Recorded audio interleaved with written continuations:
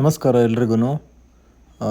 ಈ ವರ್ಷ ಕೆಲವು ಕಡೆ ಕಾಣಿಸಿಕೊಂಡಿರ್ತಕ್ಕಂಥ ಒಂದು ಶುಂಠಿಯ ರೋಗದ ಲಕ್ಷಣಗಳನ್ನು ಇಲ್ಲಿ ತಿಳಿಸೋದಕ್ಕೆ ಪ್ರಯತ್ನ ಮಾಡಿದ್ದೇನೆ.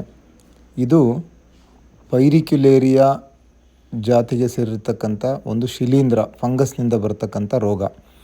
ಇದು ಕೂಡ ಒಂದು ಬಗೆಯ ಎಲೆ ಚುಕ್ಕೆ ರೋಗ ಶುಂಠಿನಲ್ಲಿ. ಇದು ಉಲ್ಬಣವಾದಾಗ ಹೆಚ್ಚಾದಾಗ ಎಲೆಗಳಲ್ಲೆಲ್ಲ ಕೂಡಿಕೊಂಡು ಈ ಥರ ಒಣಗಿರೋ ರೀತಿ ಆಗೋಗುತ್ತೆ. ಅದಕ್ಕೆ ನಮ್ಮ ಕೃಷಿಕರು ಬೆಂಕಿ ರೋಗ ಅಂತ ಇದನ್ನು ಕರೀತಾರೆ. ಇದು ಮೂಲತಃ ಭತ್ತಕ್ಕೆ ಬರ್ತಿತ್ತು ಬೆಂಕಿ ರೋಗ, ಅಲ್ಲಿ ಬ್ಲಾಸ್ಟ್ ಅಂತ ಕರಿತೀವಿ ನಾವು. ಸೊ ಅದಕ್ಕೆ ಸಂಬಂಧಿಸಿಪಟ್ಟಂತಹ ಒಂದು ರೋಗಾಣುವಿನೇ ಈ ಒಂದು ಲಕ್ಷಣಗಳನ್ನು ಕೂಡ ನಮಗೆ ಶುಂಠಿ ಬೆಳೆಯಲ್ಲಿ ತೋರಿಸ್ತಾ ಇದೆ. ಇದು ಪೈರಿಕ್ಯುಲೇರಿಯಾ ಪ್ರಭೇದಕ್ಕೆ ಸೇರಿರ್ತಕ್ಕಂಥ ಒಂದು ಶಿಲೀಂಧ್ರ. ಸೊ ಅದರ ಲಕ್ಷಣಗಳನ್ನು ಇಲ್ಲಿ ಮೊದಲನೇ ಚಿತ್ರದಲ್ಲಿ ನೋಡ್ಬೋದು ನೀವು. ಸ್ಪಿಂಡಲ್ ಶೇಪ್ಡ್ ಸ್ಪಾಟ್ಸ್ ಅಂತ ಕರಿತೀವಿ. ಸೆಂಟ್ರಲ್ಲಿ ವೈಟ್ ಇರುತ್ತೆ, ಅದರ ಸುತ್ತ ಒಂದು ಕಂದು ಬಣ್ಣದ ಸರ್ಕ್ಯುಲರ್ ಪೋರ್ಷನಲ್ಲಿ ಏನೋ ಒಂದು ಇದು ಬರುತ್ತೆ, ಅದ್ರ ಸುತ್ತ ಮತ್ತು ಯೆಲ್ಲೋ ಹಾಲು ಅಂತ ಕರಿತೀವಿ, ಹಳದಿ ಬಣ್ಣದ ಒಂದು ಮಾರ್ಕ್ ನೋಡ್ಬೋದು ನಾವು ಚುಕ್ಕೆಗಳಲ್ಲಿ ಮೊದಲನೇ ಫೋಟೋದಲ್ಲಿ.